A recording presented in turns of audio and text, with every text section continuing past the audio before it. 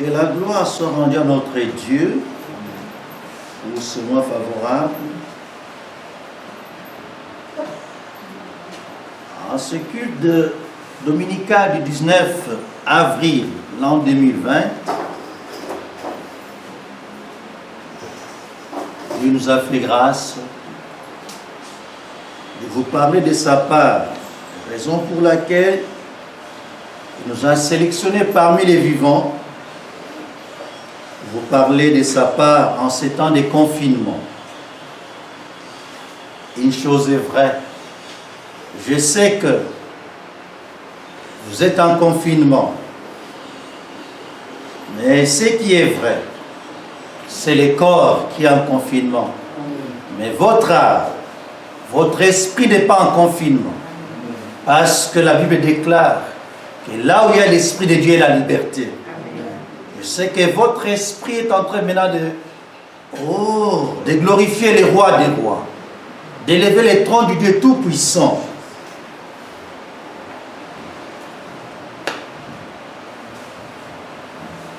Je sais une chose, que la Bible déclare, que je ne vous laisserai pas orphelins. Je ne vous abandonnerai point. Voilà pourquoi, par la grâce de Dieu, il a plu à Dieu de vous envoyer ce message que par sa grâce, j'ai intitulé « L'assurance du leader charismatique ». L'assurance du leader charismatique.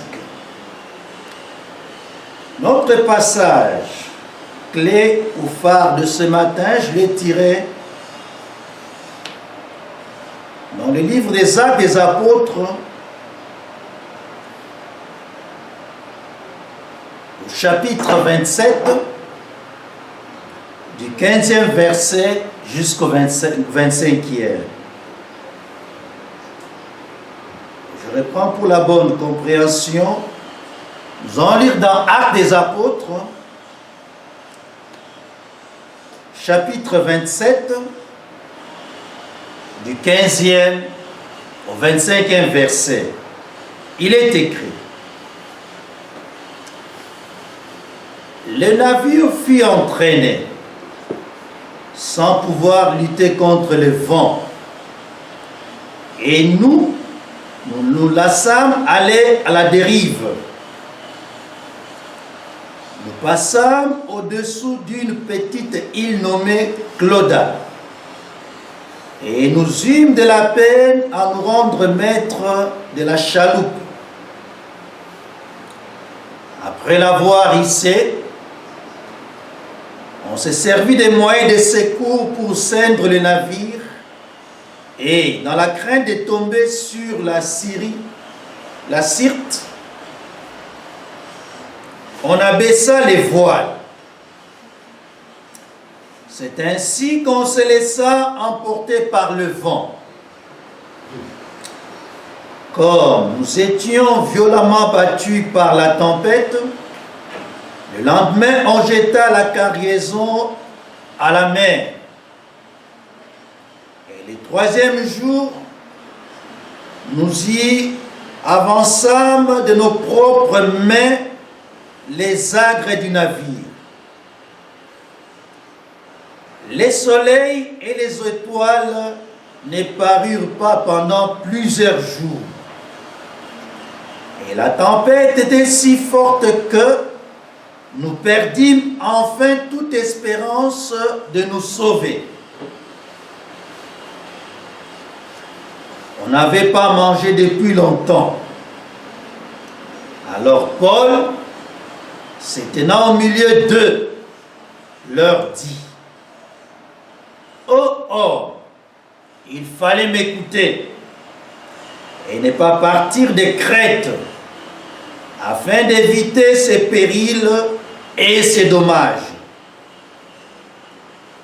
Mais non, je vous exhorte à prendre courage, car aucun de vous ne périra. Et il n'y aura de perte que celle du navire. Un ange du Seigneur à qui j'appartiens et que je sers m'est apparu cette nuit et m'a dit, Paul, ne crains point, il faut que tu comparaisses devant César. Et voici, Dieu t'a donné tous ceux qui naviguent avec toi. C'est pourquoi, ô homme, rassurez-vous, car j'ai cette confiance en Dieu qu'il en sera comme il m'a été dit. Amen. Amen. Amen. Il en sera comme il m'a été dit. Que la gloire soit rendue à notre Dieu au travers sa parole. Bien-aimés, vous qui me suivez de partout le monde, je vous transmets maintenant, dans le nom merveilleux et glorieux de notre Seigneur et Sauveur Jésus-Christ, mes salutations de paix, de bonheur, de grâce et de guérison, quel qu'en soit l'endroit où vous vous trouvez maintenant, quel qu'en soit l'état de votre âme, quelle qu'en soit la douleur que vous ressentez maintenant, si votre lit d'hôpital, une chose est vraie, ce matin, Christ Jésus est venu vers vous, dans votre maison, sur votre lit d'hôpital, dans votre bureau, vous êtes confiné, dans la cuisine, dans votre chambre à coucher, même vous qui n'avez pas de l'argent pour acheter un produit quelconque pouvant vous soulager contre une douleur quelconque, que cette salutation vous communique la paix, la joie et le bonheur en Jésus-Christ, lui le Dieu véritable et la vie éternelle.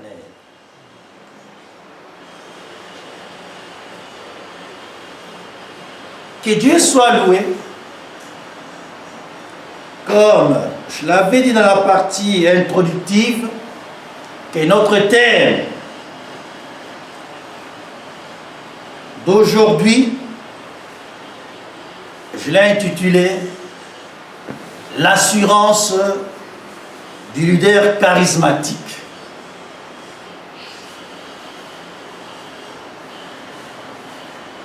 Après avoir parcouru ces textes de la Bible, Dieu nous a fait grâce de comprendre quelque chose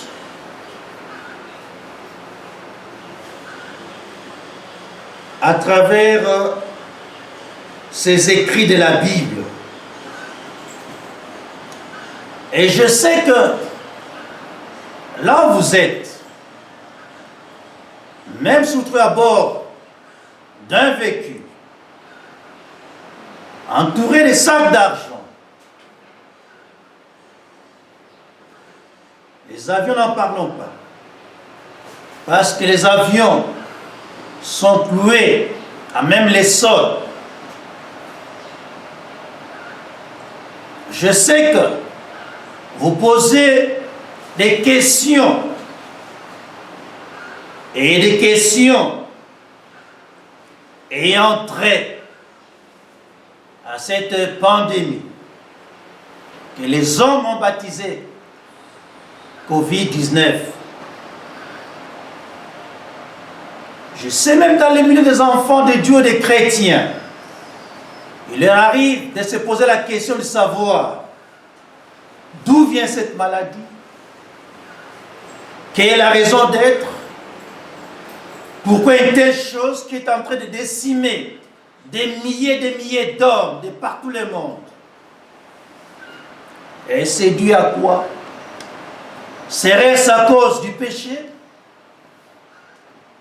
d'un individu, de tout un peuple? Et c'est la colère de Dieu? Vous avez pleinement raison. Je sais que un homme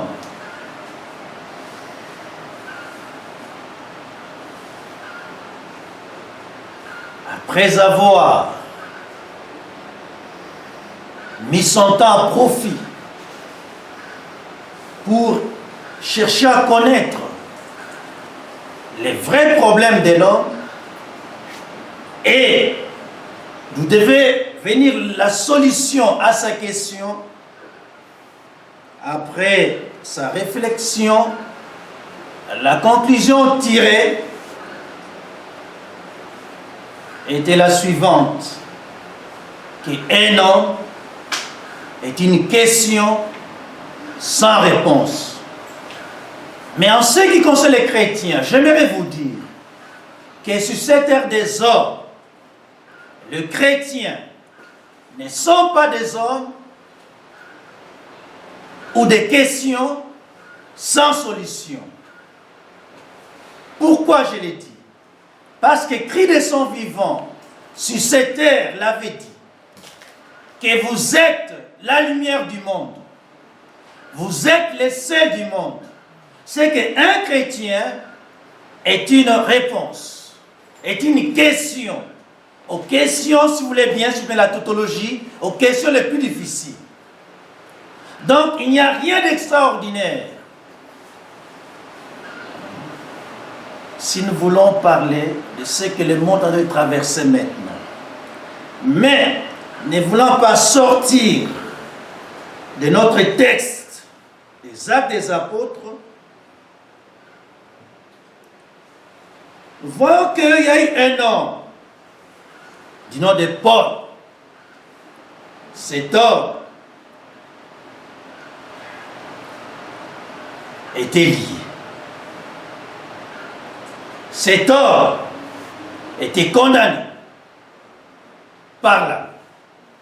Cet homme, on l'a amené.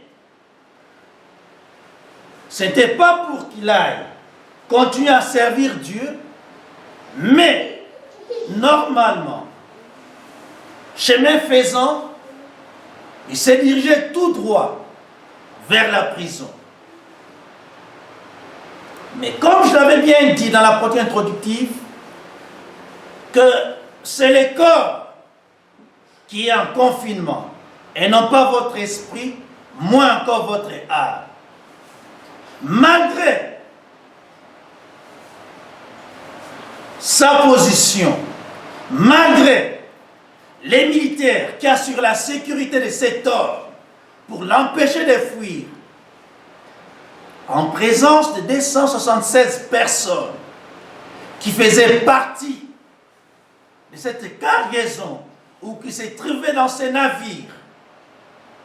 Bien aimé, j'aimerais souligner une chose avant de continuer, que à l'heure qu'il est, il est grand temps d'écouter les hommes de Dieu. Il est grand temps de prêter oreille et chercher à écouter Dieu, chercher à connaître la volonté de Dieu en cette période. Tel fut le cas pour Paul en son temps. Il savait bien que cette traversée n'allait pas être aussi facile qu'on pouvait le croire. Averti par Dieu, Paul s'est levé pour leur dire que, bien-aimés, ne soyez pas pressés, ou ne vous précipitez pas pour voyager. Pourquoi? Parce que je sais qu'il y a un danger qui nous attend. Il y a une situation mauvaise qui nous attend. Mais, ne voulant pas comprendre et écouter l'homme de Dieu en la personne de Paul,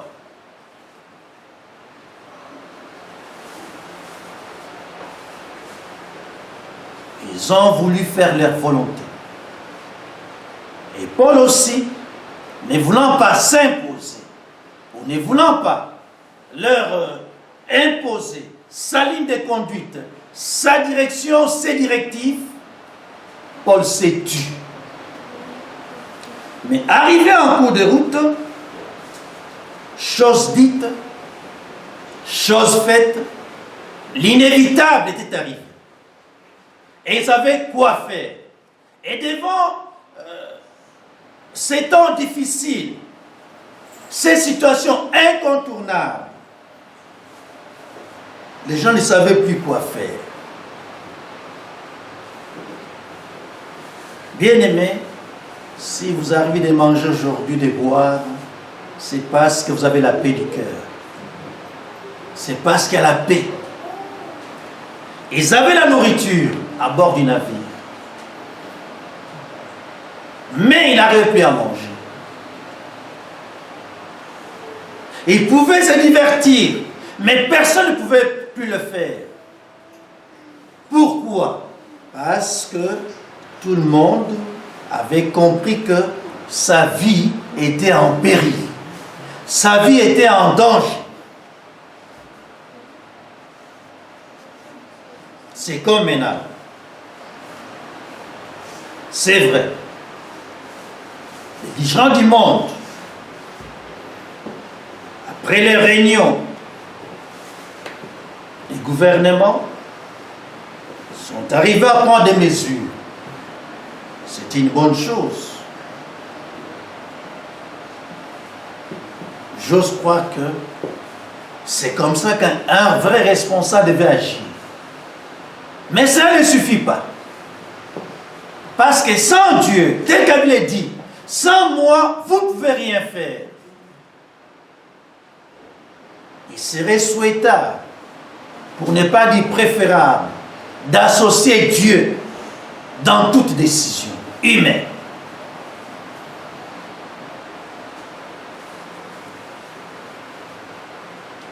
S'il faut faire le paradoxe de ce que le monde a traversé actuellement, comparativement à la situation de Paul, avec 267 personnes qui est à bord du navire, j'ose croire que c'est presque la même chose.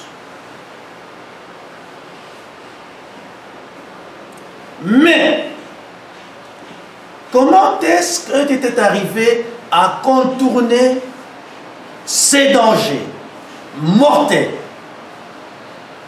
ces périls, ces situations désagréables qui étaient sur leur chemin? C'est ce que la Bible nous dit.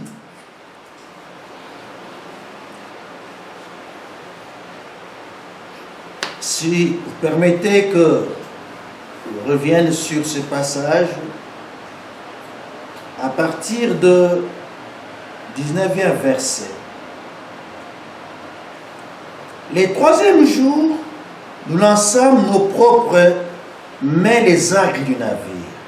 Les soleils et les étoiles ne parurent pas pendant plusieurs jours.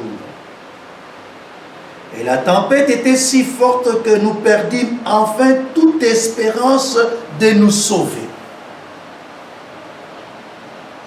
Il se pourrait que ce soit votre cas.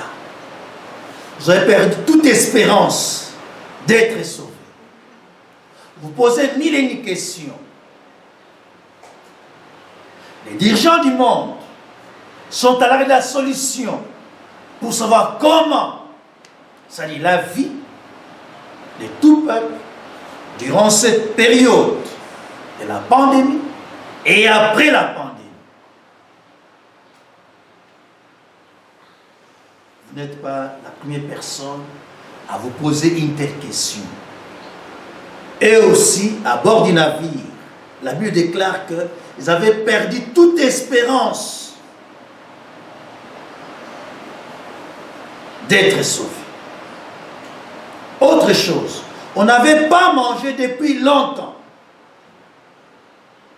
Mais, voilà l'assurance de cet homme de Dieu. On dit, alors Paul, se tenant au milieu d'eux, il dit, oh homme, il fallait m'écouter et ne pas partir de Crète, afin d'éviter ces périls et ces dommages. Bien aimé, l'Église n'est pas là pour condamner les autorités. L'Église n'est pas là pour condamner les pécheurs. L'Église n'est pas là pour condamner les chrétiens. Dans ces instants, je vous invite à prendre comme modèle Paul. Paul n'a pas tenu compte du comportement mauvais ou de refus de ces 267 personnes qui n'avaient pas voulu suivre ces directives, malgré leur refus, malgré leur mécontentement, mais voilà, c'est là même que nous avons tiré notre quoi? On peut tirer notre message de ce matin au titre sur l'assurance du leader charismatique. On dit Paul. Mais maintenant, je vous exhorte à prendre courage. Ça sont les paroles de Paul. D'abord, c'est le courage. En cette période des troubles, des traumatismes, où les gens sont enfermés dans la maison, ou dans leur maison, dans leur pays. Il y a même ceux qui abandonnent leur maison pour aller se réfugier dans des endroits appropriés, soi-disant que là, la sécurité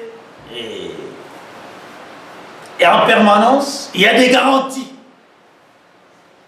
Mais une chose est vraie, pour Paul, à bord du navire, ils allaient se réfugier dans quel bunker? Ils allaient se réfugier, je ne sais pas moi, au fond de la mer, même ceux qui il y avait cette facilité de nager. Mais personne n'avait ce courage de dire à Paul que moi, je quitte le navire, je vais traverser la mer et aller vous attendre de l'autre côté de la rive.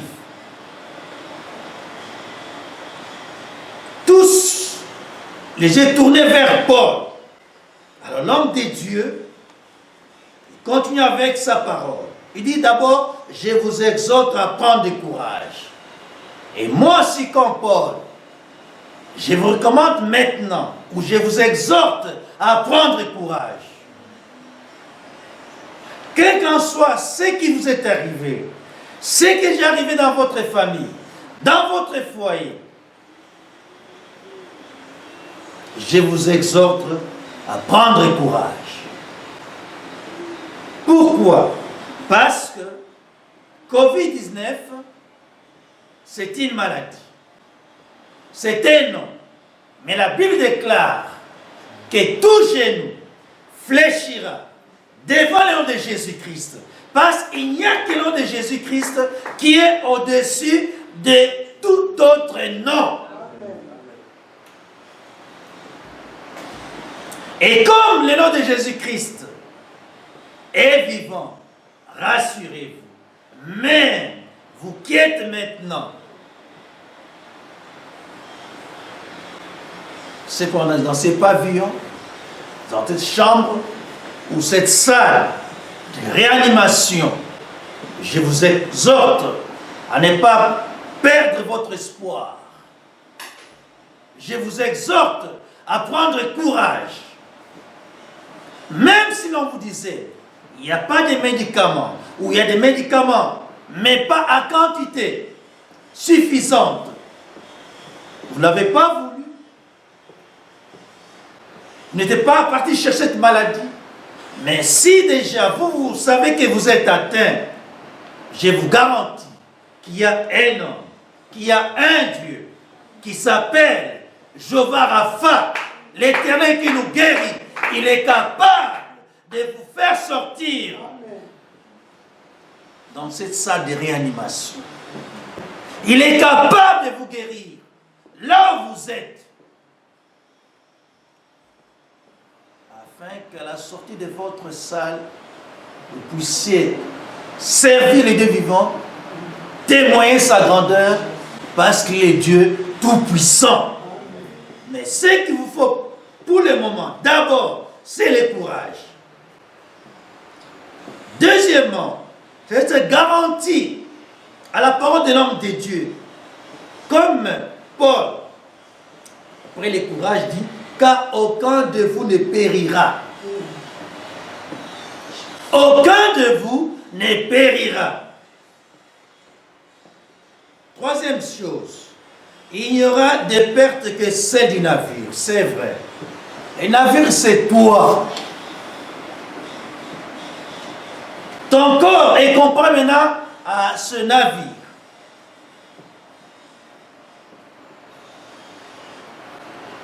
Il faut bien le dire. Votre corps est comparable maintenant à cette navire. Mais retenez une chose. Aussi longtemps que les souffles de vie continuent à demeurer encore en vous, je vous recommande de ne pas perdre l'espoir. Parce que les dieux qui s'étaient levés ces jours pour intervenir, pour secourir, venir en aide à son peuple qui s'est trouvé, s'il faut l'appeler, à bord de ces bateaux, s'il n'a pas changé. Vous le savez très bien, comme moi, que nous chantons toujours que Jésus-Christ est le même hier, aujourd'hui et éternellement. C'est lui qui avait fait avec Paul aujourd'hui. Il est capable de se manifester aussi dans votre vie. Quel qu'en soit votre état de santé.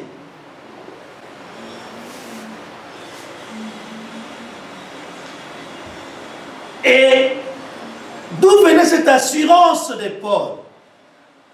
Voilà. C'est ce qui est écrit au verset 23 du même chapitre. Paul dit ceci. Un ange du Dieu à qui j'appartiens. Bien-aimé, vous devez en cette période découvrir votre vraie identité. Tout est fonction de votre identité, votre vraie identité. Nous sommes tous nés d'une famille, d'un père, d'une mère. Mais, retenez une chose, que depuis les jours où Christ nous avait appelés à lui, la Bible déclare qu'il était venu pour nous faire passer de la mort à la vie, de la malédiction à la bénédiction. Et depuis ces jours, rassurez-vous que, à travers les baptêmes, nous sommes devenus enfants de Dieu. Nous portons l'identité du céleste. Et c'est ce que Paul avait compris. C'est ce que Paul avait compris. Donc, il a pleinement raison. Ce n'était pas une manière de renier que Paul renier ses parents, ou peut-être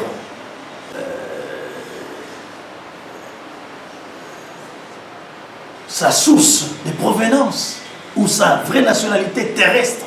Non, même de là, une telle pensée. Mais il avait compris que, au-dessus de toutes ces choses, lui avait trouvé une grâce devant Dieu. Et c'est ce qui fait que, à cause de cela,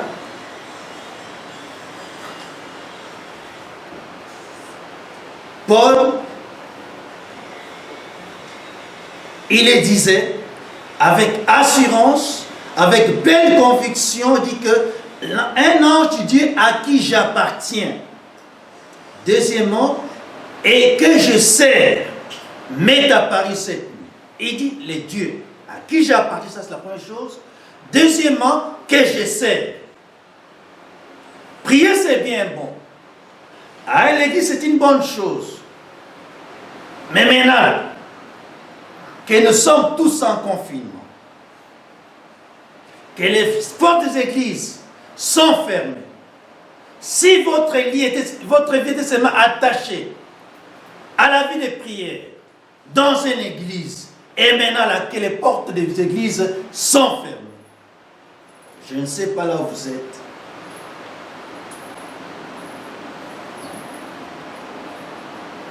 Est-ce qu'il vous arrive encore de prendre le temps, de prier chez vous, d'imiter la parole de Dieu, de reconnaître votre vraie identité, comme on vient de le voir pour Paul?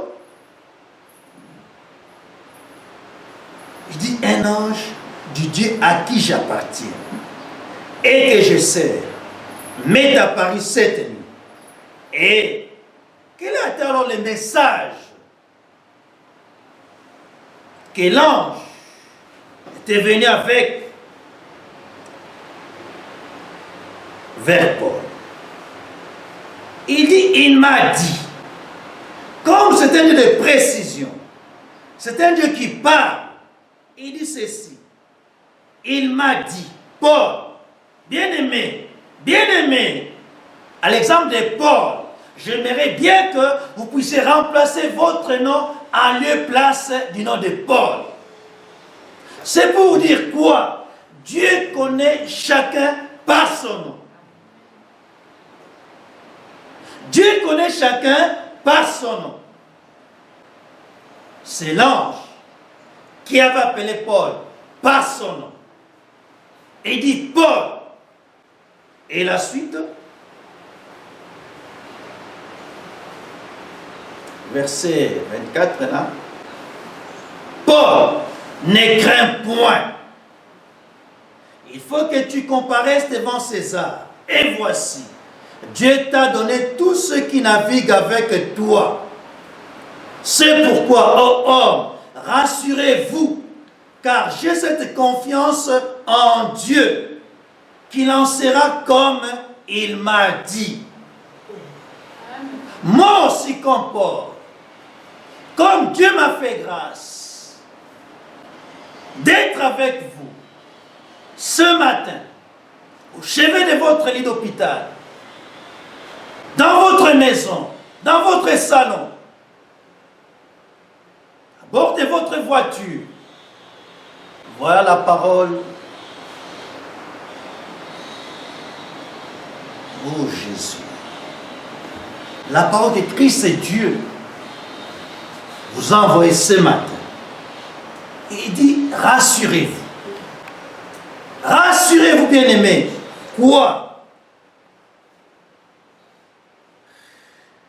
J'ai confiance en Dieu, qu'il en sera comme il m'a été dit.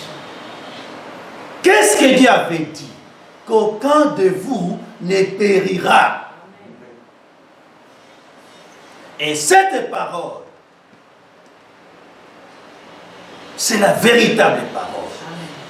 Cette parole, c'est celle qui est incontournable. C'est une parole de vérité, une parole qui renferme les mystères de Dieu, une parole, quand elle entre dans votre maison, elle vous communique la vie de Dieu. Elle vous donne la paix de Dieu. Cette parole, j'ose croire que c'est la réponse, tant entendue, tant recherchée, mais Christ, au lieu d'attendre que vous puissiez sortir de chez vous pour aller où les églises sont fermées, mais lui, il est venu vers vous pour vous dire qu'il rassurez-vous. Moi, comme Paul, je vous garantis, j'ai confiance en Dieu. Vous aussi, faites de même. Vous aussi, faites de même. Parce qu'au moment où je suis en train de vous parler, je crois en ces dieux. Je sais de quoi c'est Dieu capable de faire pour vous. Ce n'est pas le temps des témoignages, mais j'aimerais vous rassurer. J'aimerais montrer votre morale. Maintenant là, pour vous dire que vous n'êtes pas seul là où vous êtes. Vous n'êtes pas seul là où vous vous trouvez. Vous n'êtes pas seul. C'est lui qui avait dit, je ne vous abandonnerai point. Je ne vous laisserai point. C'est lui qui m'a établi pour faire comme Paul, un leader charismatique. Oh Jésus-Christ, que la gloire te revienne. Je viens vers vous avec pleine assurance. Et j'aimerais que vous puissiez aussi comprendre et voir les choses de la même manière que moi. Parce que moi aussi, je crois en ces dieux qui s'étaient révélés à Paul. C'était magnifié dans la vie de Paul. Ces dieux-là, c'est le même qui a accepté de vous visiter aujourd'hui, là où vous vous trouvez. Et si vous croyez cette parole, là où vous êtes, je vous invite à élever le trône de Dieu. Je vous invite à bénir. Oh, j'ai cette parole. Je vous invite à changer votre concept des choses, à changer votre langage, à changer votre manière de voir les choses. Même si vous n'avez rien, mais c'est lui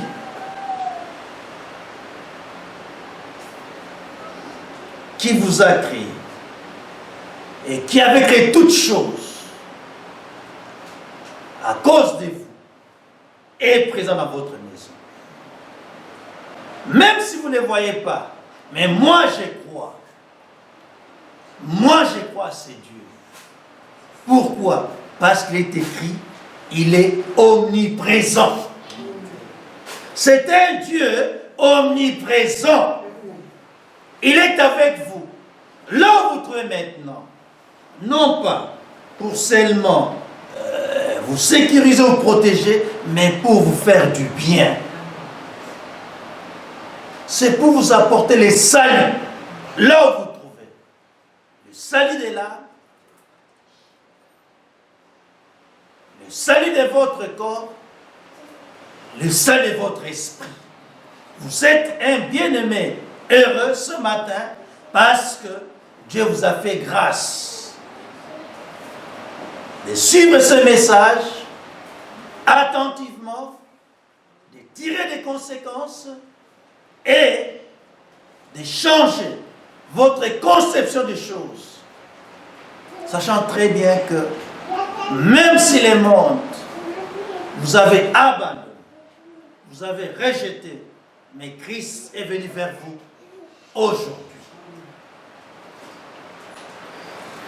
Crois cette parole.